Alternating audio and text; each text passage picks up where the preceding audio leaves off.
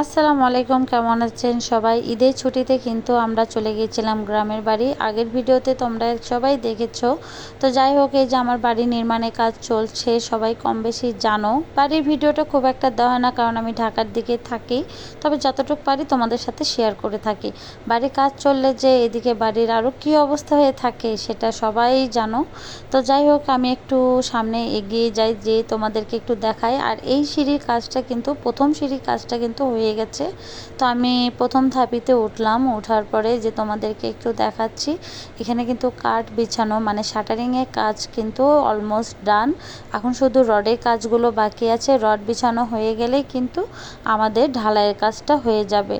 ঈদের আগেই ঢালাইটা দেওয়ার চেষ্টা করব, আর হচ্ছে রডটা বিছানো হয়ে গেলে ঢালাইয়ের কাজটা হয়ে যাবে। আর এবার ঈদের কোনো ব্লগ করিনি, ঈদের অনেক দিন পরেই কিন্তু আমি এই ব্লগটা ছাড়ছি। তো যাই হোক, সামনে আরও ভিডিও আসবে, তবে তোমরা সবাই দেখতে থাকো।